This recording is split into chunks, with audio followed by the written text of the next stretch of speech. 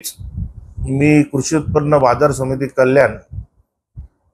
येथे शेतकरी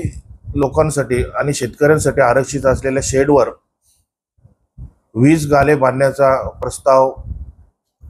कृषी उत्पन्न बाजार समितीच्या बॉडीमध्ये आला होता आणि त्याला मी विरोध केला होता। त्याच्याबद्दल मी विस्तृत माहिती पूर्ण मागच्या माझ्या प्रेसमध्ये सांगितली होती आणि मी त्या संदर्भात उच्च न्यायालयात याचिका दाखल केली होती। त्याच्यावर निर्णय देताना 24 सप्टेंबर रोजी त्याच्यावर सुनावणी झाली आणि त्याच्यावर निर्णय देताना कालच माझ्या हातामध्ये माननीय उच्च न्यायालय यांची ऑर्डर आलेली आहे आणि खरंच मी माननीय न्यायालयाचे आभार मानेन की आमच्या या तालुक्यातील शेतकऱ्यांना कुठेतरी तुम्ही दिलासा दिलेला आहे आणि आमच्या या याचिकेवर सुनावणी करताना माननीय पणन संचालक पुणे यांना ह्या प्रकरणामध्ये सर्व घटकांना घेऊन ह्या प्रकरणाची आपण सखोल चौकशी करावी आणि याचा अहवाल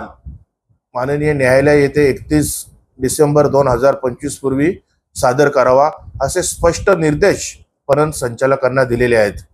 आणि खरंच याच्यामध्ये ज्या कोणी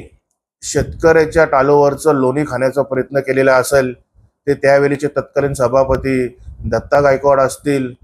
माजी सभापती कपिल थले असतील, संचालक मंडळ असेल, त्यांच्या बरोबर असणारे संचालक मंडळ असेल,